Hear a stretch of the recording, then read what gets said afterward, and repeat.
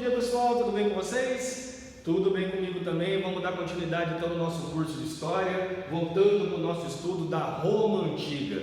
Na semana passada, a gente trabalhou um pouco a formação do primeiro triunvirato. A gente viu, antes disso, os irmãos Gracos que fizeram uma reforma agrária, ou tentaram, melhor dizendo, fazer uma reforma agrária em Roma. Depois a gente viu a revolta do Espartacus, liderada pelo Espartacus, uma revolta de escravos que ocorreu em Roma, e a formação do primeiro triunvirato romano. A gente viu que ali, no final do primeiro triunvirato romano, eu falei para vocês que a gente vai ter a morte do Lacênio Crasso, depois toda aquela guerra entre Pompeu e Júlio César, o que vai acabar levando à morte do Pompeu lá no Egito, assassinado pelo Ptolomeu, faraó do Egito, beleza?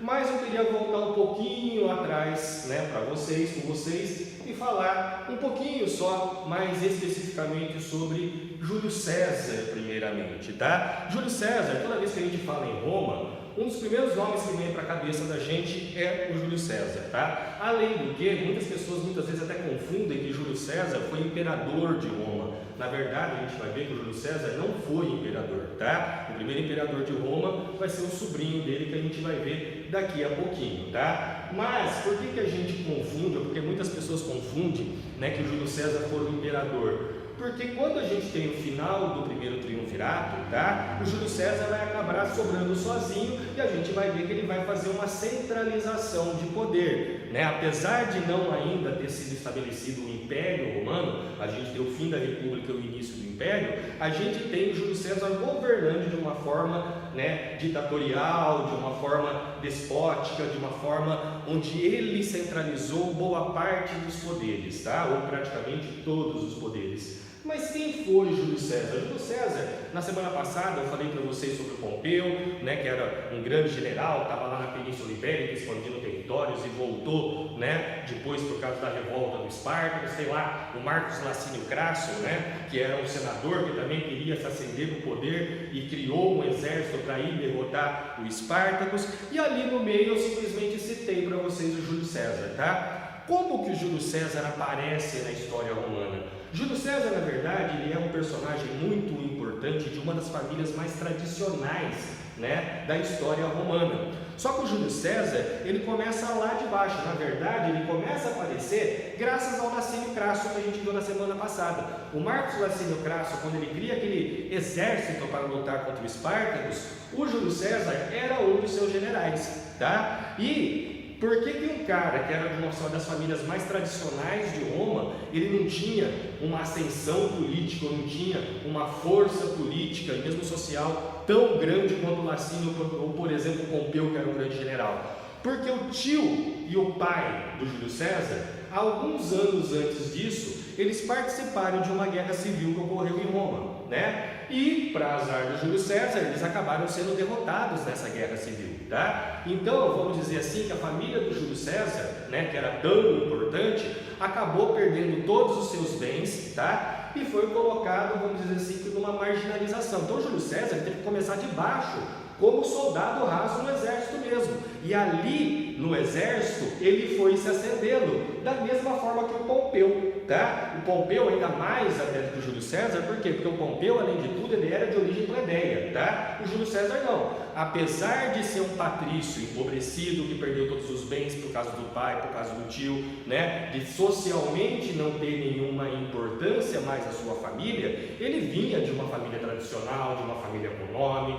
de uma família muito importante em Roma. Mas por ter perdido tudo, teve que começar lá de baixo, se ascendendo no exército, e depois daquela batalha do Espartacus, lembra que eu falei para vocês que o Pompeu vai acabar roubando um pouco os louros da vitória do Lacínio Crasso?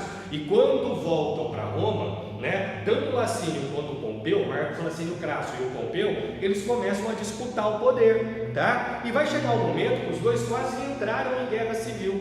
A pessoa que vai conseguir remediar esses dois, conseguir equilibrar o poder desses dois e segurar o início de uma guerra civil, foi o Júlio César. Tanto que acaba se formando o primeiro triunvirato, com Marcos Licínio Crasso, com o Pompeu e o próprio Júlio César, que é o cara que vai fazer o quê? Vai equilibrar a rixa entre esses dois. E por anos o Júlio César, juntamente com os dois, acabaram governando. A gente viu na semana passada que ele vai para Gália, lá, né, ele acaba se transformando no maior general da história do Império Romano, um dos maiores generais da história.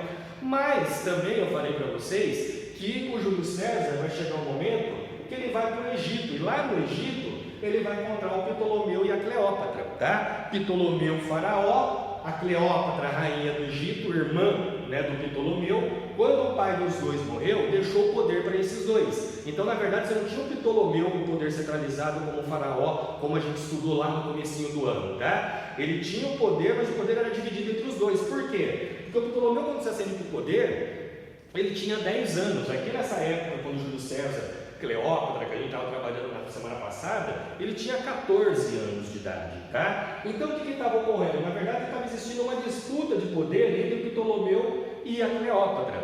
E eu mostrei para vocês, a gente falou isso na semana passada, que com essa rixa entre o Ptolomeu e a Cleópatra, né, o Júlio César ele vai atrás do Pompeu no Egito, ele vai tentar acabar com essa rixa entre os dois. Porque, falei também na semana passada, que essa rixa poderia gerar, né, uma queda da produtividade agrícola no Egito, o que geraria uma falta de alimentos, principalmente para os exércitos romanos em expansão, tá? E na própria política do pão e circo. Então, Júlio César, quando ele vai para lá, ele acaba recebendo de presente do Ptolomeu a cabeça do Pompeu. Por quê? O Ptolomeu, temendo que o Júlio César fosse lá e fosse acabar com a autonomia política do Egito, que até então era um protetorado e não uma província, o que ele faz? Ele manda decapitar o Pompeu e dá a cabeça do Pompeu de presente para o Júlio César. O Júlio César acha isso uma barbárie, uma barbaridade, onde já se viu um cônsul romano, um ex-cônsul romano, um dos maiores generais da história de Roma, ser decapitado daquela forma tão bárbara, tá? E ele vai acabar fazendo o quê? Ficando ao lado da Cleópatra, derrubando o Ptolomeu acaba sendo morto, sendo assassinado,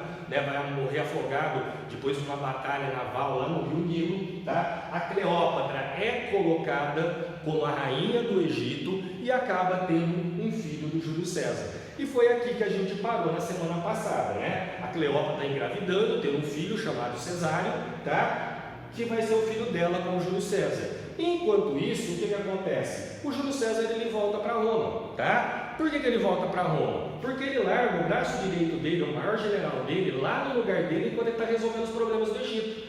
E esse general era Marco Antônio. O Marco Antônio era um grande general, mas de política ele não tinha nada. Ele sempre resolvia as coisas na porrada. E Roma estava uma bagunça, tá? E estava uma bagunça por quê? Senado com poder enfraquecido, né? O triunvirato tinha acabado, você não tinha nenhum cônsul eleito, Júlio César no Egito. Quem está mandando? Está mandando lá o Marco Antônio a pedido do Júlio César, né? Ordenado por Júlio César, mas porém, né? Governando daquela forma que eu falei para vocês, somente na porrada, tá? E aí o Júlio César volta, e aqui começa a se formar aquela ideia que eu falei para vocês, da centralização política do Júlio César. Por quê? Porque o Júlio César, quando ele volta para Roma, ele vê que a única forma de ele resolver os problemas de Roma foi o quê? Foi ele centralizar o poder em torno dele. Então o que ele vai fazer? Cada vez mais ele centraliza o poder e ele se auto-intitula ditador romano. Vocês lembram que eu falei para vocês lá em uma das nossas primeiras aulas sobre Roma, né, que o ditador era um cargo de magistratura, um cargo que tinha, né, uma durabilidade de 6 meses. Porém, ele logo de cara que ele chega, ele faz o Senado, obriga o Senado, né, a aprovar ele como ditador para os próximos 10 anos. E o Senado acaba fazendo isso por quê? Porque o Senado está temendo ele, o Senado está com medo dele. Por que isso? Porque vocês lembram que eu falei com a rixa lá do Pompeu? O Senado estava do lado do Pompeu e boa parte do Senado lutou contra ele ao lado do Pompeu. Tá? Então esse Senado, boa parte dele, temendo uma represália, temendo uma vingança do Júlio César, o que esses caras vão fazer? Vão começar a aprovar tudo aquilo que o Júlio César, né, obriga, manda, pede e assim por diante. Até que vai chegar um momento que ele vai criar o cargo de ditador perpétuo e vitalício de Roma, ou seja, ele vai ser um ditador para o resto da vida vida dele, tá? E o que é um ditador? Ditador é alguém com poder absoluto, com poder centralizado na mão dele. Ele vai chegar no momento que ele vai praticamente obrigar o Senado a fazer absolutamente tudo que ele quer, tá? E aí existem os prós e os contras. Por quê? Porque o Senado, do mesmo jeito que a gente no mundo inteiro, aquelas coisas, a gente ficou discutindo meses e meses, muitas vezes, alguns problemas, algumas leis para serem criadas, para serem votadas, para serem aprovadas, e isso acabava aumentando muito os problemas sociais, os problemas econômicos, os problemas militares e assim por diante. Então o que o Júlio César faz? Para tentar agilizar esses problemas, para a resolução desses problemas e ao mesmo tempo resolver aquela balbúrdia toda política e social que estava tendo em Roma, ele achou que seria muito mais fácil ele tomando todas as decisões. E gradativamente ele começa a fazer o quê? Centralizar o poder e a obrigar o Senado a aprovar tudo aquilo que ele quer. Boa parte dos senadores, e aqui principalmente eu coloco Cassius e Brutus, foram os dois líderes, vamos dizer assim, dessa revolta do Senado contra o Júlio César. O Senado começa a ver no Júlio César vamos dizer assim, um enfraquecimento da República, tá? Por quê? Porque a República era governada pelo Senado. Nesse momento, quem estava governando quem? Era o Júlio César. O Senado não passava do quê? De um paga-pau, de alguém que fazia tudo o que o Júlio César mandava. Por quê? Porque tinha medo do Júlio César, tá? E aí, o que a gente tem? A gente tem o Cassius e o Brutus organizando uma revolta contra o Júlio César, e esses acabam, não só os dois, mas alguns senadores, acabam assassinando o Júlio César dentro do próprio Senado, com mais de 27 facadas, se eu não me engano, tá? Com a morte do Júlio César, a princípio, tá? Os senadores achavam que estavam fazendo o quê? Que eles estavam salvando a República de um ditador que estava acabando com a República e que o povo ficaria do lado deles. Porém, isso não aconteceu. Por quê? Porque o Júlio César, além de ter sido um dos maiores generais da história, ele também é conhecido como um dos maiores governantes da história de Roma. Por quê? Porque ele é um dos primeiros caras que consegue centralizar todas as formas de poder dentro do Estado romano, tá? Ele, para governar e virar esse Júlio César tão famoso, além de todas as suas conquistas, tanto na Gália como em vários outros territórios, acaba se transformando nos maiores generais, como eu falei agora há pouco. O Júlio César também foi um grande governante, tá? Por quê? Porque o Júlio César, além de resolver, além de expandir e ganhar territórios, ele vai conseguir atrair não só o exército que já estava do lado dele, mas também o povo do lado dele. Então Júlio César, ao mesmo tempo, ele tem o quê? Ele tem o exército ao lado dele e ele tem a plebe do lado dele. E ele conquista essa plebe de diversas formas, desde oferecendo literalmente dinheiro, aumentando os jogos com a política do pão e circo, distribuição de comida, distribuição de jogos, nas arenas dos gladiadores, como eu citei para vocês na semana passada, tá? Mas também fazendo diversos investimentos, tá? Tanto em aquedutos, tanto em teatros, várias obras públicas foram construídas em Roma, tá? E uma coisa muito importante, pela primeira vez na história ele vai dar acesso à plebe dentro do Senado romano, ou seja, a gente passa a ter não somente patrícios participando do Senado, mas também plebeus, tá? E isso, obviamente, enfraquece o poder dos patrícios, que veem o Júlio César uma ameaça. E essa ameaça acaba sendo, vamos dizer assim, finalizada com o assassinato de Júlio César dentro do próprio Senado pelos senadores. Mas esses caras, achando que ia salvar a República, eles acharam também que o povo ia estar do lado deles. Porém, o povo amava o Júlio César. Júlio César que deu política do pão e circo, Júlio César que construiu um monte de obras públicas, Júlio César que distribuiu comida para a população, Júlio César que colocou a plebe dentro do Senado sendo representada a partir de então. Ou seja, os caras que acharam que o Júlio César, com a morte do Júlio César, estariam salvando a República e que a plebe ficaria grata a eles, quase morreu todo mundo dentro do próprio Senado. Tá? Por quê? Porque a plebe vai se revoltar contra a morte do Júlio César, contra o assassinato do Júlio César, e se volta contra o Senado. Tá? E aí a gente tem praticamente estourando uma nova guerra civil dentro de Roma. Por quê? Porque a partir do momento que a gente tem a morte de Júlio César e a gente tem a plebe se voltando contra o Senado, quem está no poder? a gente não tem poder mais, porque o governante foi assassinado e aquele senado que tentaria retomar o poder não tem mais o apoio da plebe, não tem o apoio de boa parte do exército, ou seja, Roma voltou para aquela balbúrdia que estava antes do governo do Júlio César novamente, tá? E aqui a gente começa a ter a formação então agora do segundo triunvirato romano, tá? O segundo triunvirato romano se forma primeiramente com quem? Com Marco Antônio, aquele cara que eu falei que era o braço direito do Júlio César agora há pouco para vocês, que já estava lá governando. O Marco Antônio, ele faz o quê? Ele vai atrás do Cássio e Brutus para se vingar da morte de Júlio César, tá? Cássio e Brutus, que não era burro nem nada, vão fazer o quê? Na morte, né, logo ali no assassinato de Júlio César, eles, ricos também, grandes proprietários de terra, grandes patrícios e assim por diante, contrataram o exército antes de assassinarem o Júlio César para quê? Temendo uma represália do povo, temendo uma represália de repente do próprio Marco Antônio, o que vai acabar acontecendo. Esses caras fogem de Roma juntamente com outros senadores que participaram do assassinato de Júlio César, eles vão para a Grécia e o Marco Antônio vai atrás deles, tá? O Marco Antônio vai atrás deles e a gente tem uma guerra civil acontecendo na Grécia. Enquanto isso, as pessoas ou senadores que não participaram, tá, daquele assassinato, mas mesmo assim sendo senadores, têm lá o seu poder enfraquecido, eles não estavam tendo governabilidade porque não tinham o apoio da plebe. Então aqueles senadores que sobraram em Roma não conseguiam governar Roma. E os caras percebem o quê? Para a gente governar, a gente tem que ter o povo do nosso lado de novo, a gente tem que trazer a plebe para o nosso lado de novo. E como que a gente vai fazer isso? Porra, vamos tentar trazer alguém da família do Júlio César para o nosso lado. É aí que eles vão atrás do Caio VIII, que era um sobrinho do Júlio César, tá? E um sobrinho que eles achavam que, por ser muito jovem, poderia ser facilmente manipulado. Por quê? Porque várias vezes que o Júlio César aparecia com o Caio em público, o Caio muitas vezes era maltratado, era deixado de lado.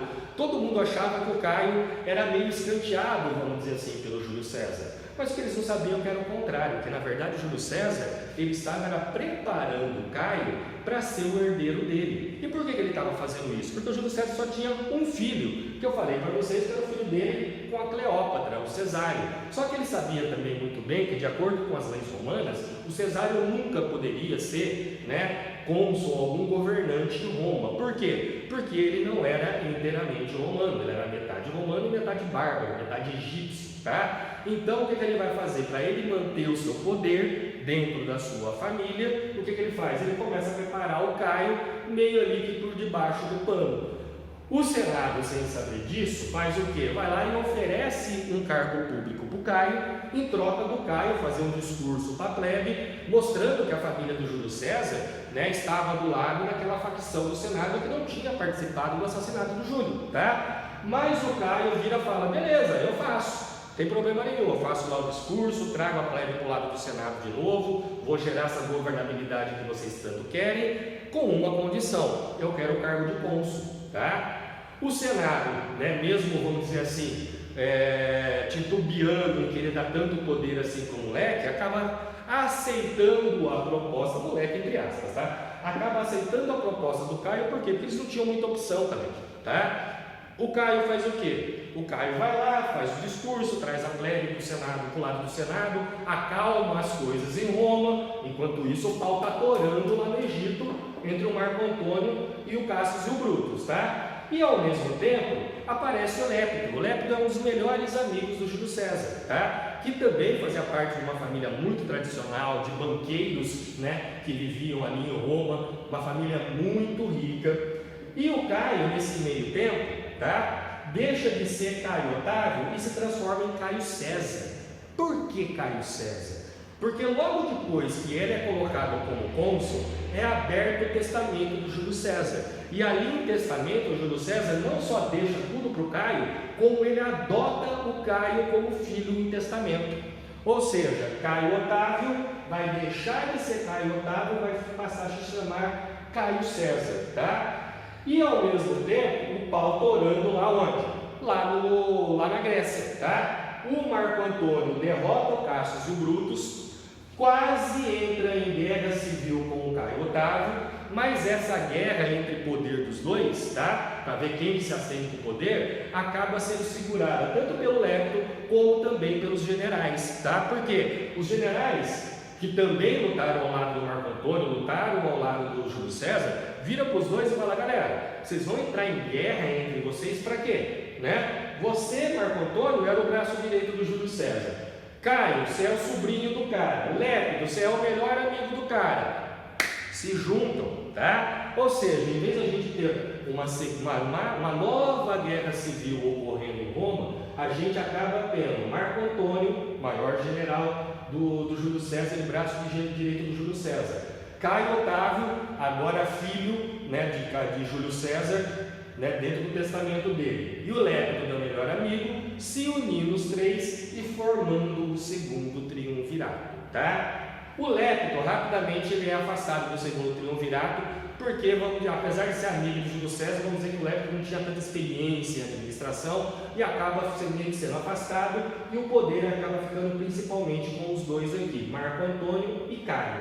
O Marco Antônio, ele faz o quê? Ele vai para o Egito. Lá no Egito, né, ele vai governar as províncias ali do norte da África, províncias da Ásia, de Alexandria, e ali ele se casa com a Cleópatra, tá? E é aqui que a gente começa a ter um problema. Por quê? Porque a Cleópatra, desde que ela teve um caso com o Júlio César, ela queria convencer o Júlio César, e muitos dizem que ela, né, foi uma das que conseguiu convencer ele a se virar ditador, a tentar centralizar o poder daquela forma. Ela vai fazer a mesma coisa com o Marco Antônio, tá? O que vai acabar fazendo com que o Marco Antônio, primeiro, perca parte do apoio que ele tem, né, do exército dele. Por quê? Porque ele estava muito mais preocupado em satisfazer as vontades da Cleópatra do que defender os interesses romanos, tá? E ao mesmo tempo, o Caio César agora, né, se fortalecendo cada vez mais em Roma, ele estava temendo também o fortalecimento e a união do Marco Antônio com a Cleópatra no Egito, tá? E aí, o que vai acontecer? O Marco Antônio, ele faz o seu testamento, e no seu testamento ele deixa tudo para Cleópatra,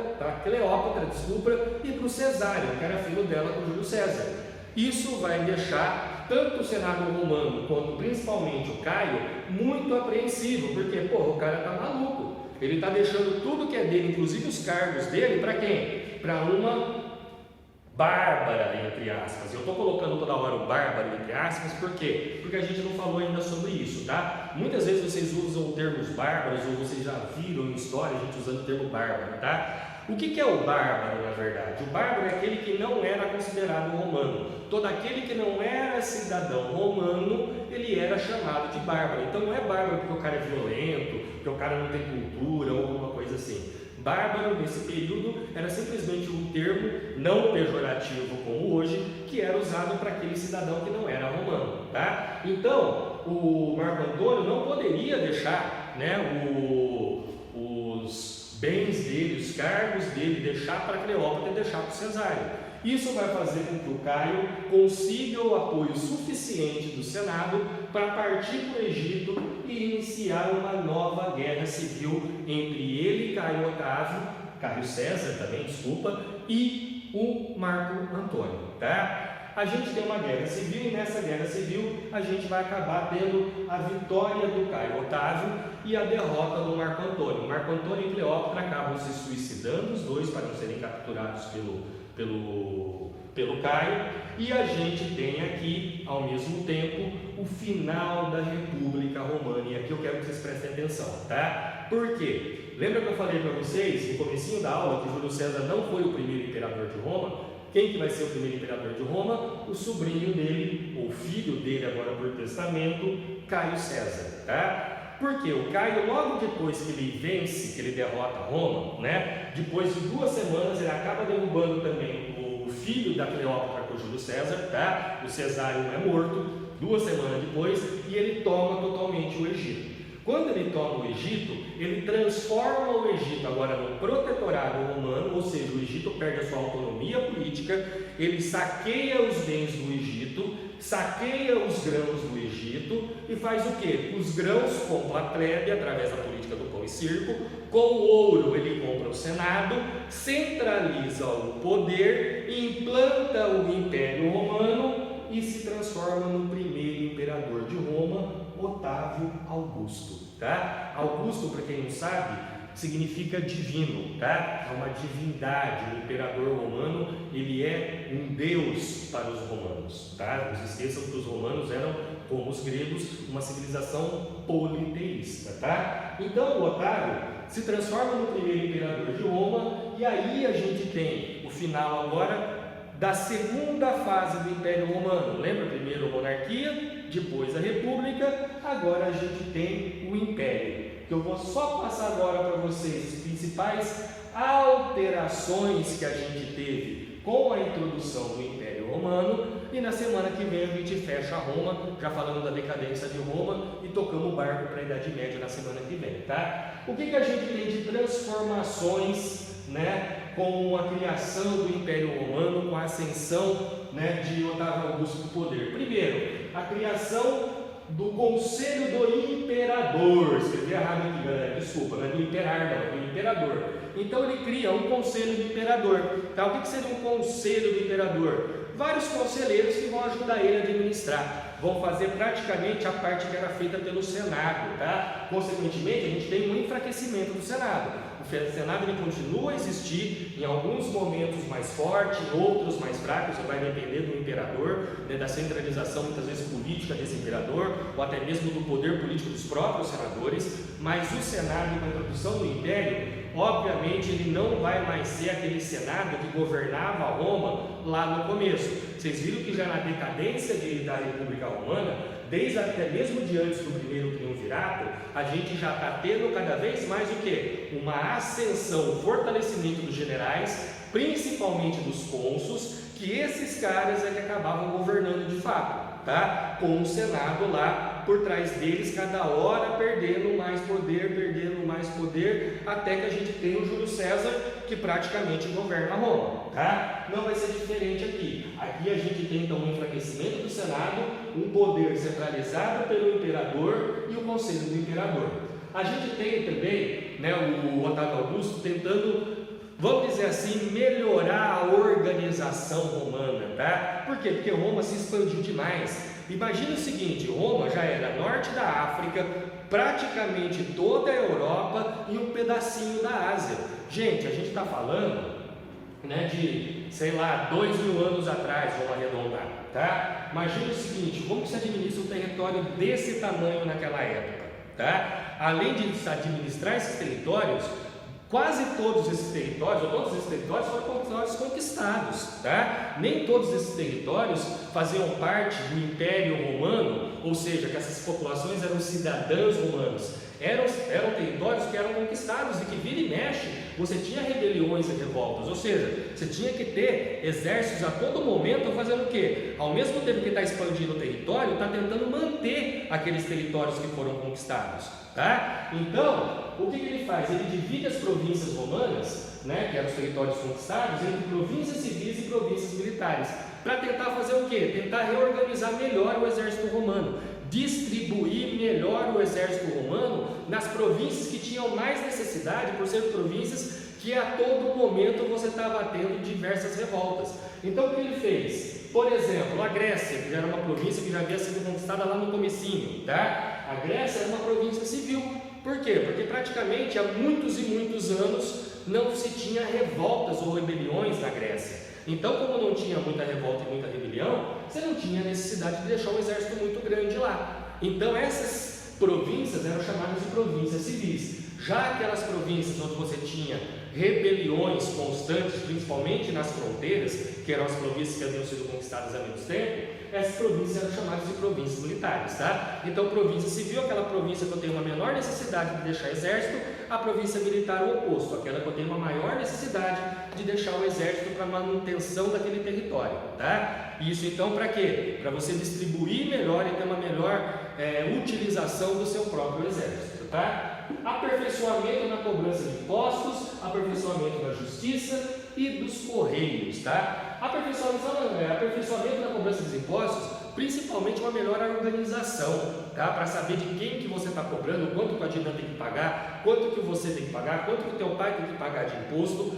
Por quê? Para você ter uma maior arrecadação e uma melhor organização do quanto você vai arrecadar. Sabendo isso, você sabe o quanto que você pode gastar. tá? É aquela coisa, eu recebo, sei lá, 10 reais por mês ao meu salário, tá? Se eu sei que todo mês eu vou receber 10 reais de salário, eu vou organizar minha vida financeira de acordo com aqueles 10 reais, tá? Em Roma isso não ocorria, por quê? Porque cada mês, cada ano você tinha a cobrança sendo feita de uma forma, se cobrava hoje disso, amanhã o cara era um patrício, ou era um senador, ou era A, ou era B, ou era C, o imposto era cobrado menos ou mais daquele cara, e você tinha uma variação muito grande. Então o que ele vai fazer? Ele reorganiza toda essa cobrança de impostos para ter um fluxo de caixa maior, para saber quanto dinheiro está entrando, quanto dinheiro está saindo, para consequentemente administrar melhor as finanças romanas. E justiça, a mesma coisa, tamanho do império cada vez maior, né? Consequentemente você tem que ter uma justiça melhor aperfeiçoada, mas por incrível que pareça, os correios eram ainda mais importante. Por quê? Porque com um tamanho desse, imagina gente, a gente está falando de praticamente toda a Europa, a gente está falando de norte da África, a gente está falando de um pedaço da Ásia, tudo isso há 2000 anos atrás, sem internet, sem telefone, sem telégrafo, sem nada. Tá? As informações elas demoravam muito para ir de um lado para outro. Então imagina que eu vou pegar uma carta aqui hoje em Roma, né, que o imperador passou para mim, e eu tenho que levar essa carta, sei lá, para Constantinopla, né, que hoje é a cidade de Istambul, na Turquia. Cara, quantos dias, quantas semanas eu vou chegar, eu vou pegar o meu cavalo, vou sair cavalgando até eu chegar lá?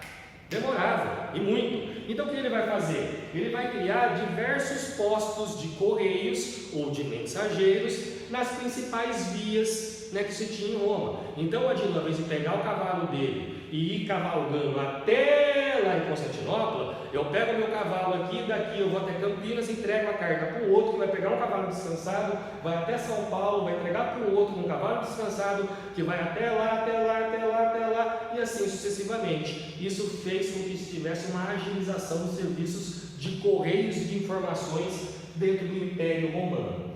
Os direitos agora passam a ser proporcionais aos bens, ou seja, não importa mais se você é um patrício, se você é um plebeu, se você é um cavaleiro, não importa a sua classe social, a sua participação e os seus direitos como cidadão, eles vão agora ser adquiridos de acordo com a quantidade de bens, quantidade de riqueza, tá? Quanto mais rico, mais direito, quanto mais pobre, menos direito, quanto mais bens você tem, mais direito, quanto mais pobre, menos bens você tem. E a última coisa que eu queria falar para vocês é que o Otávio Augusto foi o primeiro cara a criar um exército finalmente profissional em Roma, tá? A gente já conversou sobre o exército profissional antes da pandemia, lá no começo do ano. Eu falei para vocês que o exército profissional é o quê? Aquele cara que é soldado sempre e recebe um salário. Aí, Ednan, se o exército não era profissional, como é que os caras conquistaram tudo isso? O que o soldado ganhava? Lembra que eu falei para vocês? Espólios, tá? Ou seja, a gente vem aqui com o Império, com o nosso exército, invade Piracicaba, toma a cidade de Piracicaba e vamos saquear a cidade. Parte dos saques ficavam com os próprios soldados, tá? Então esses caras enriqueciam muito em cima disso. Se tinha vitória, enriquecia. Se não tinha, se ferrava. Por isso, por exemplo, Júlio César, Pompeu, os grandes generais, tinham grandes exércitos. Por quê? O Adnan, se queria ser um soldado, eu vou lutar do lado de quem? Eu vou lutar do lado do Júlio César, que é um general que vence toda hora, e consequentemente tem bastante espólios para dividir com a gente. Eu vou atrás de um pé rapado, de um generalzinho, que eu não sei qual que é do cara. Beleza? Pessoal, por hoje é só. Saudade de todos vocês. Boa semana para todo mundo. Grande beijo. Até mais. Cuide.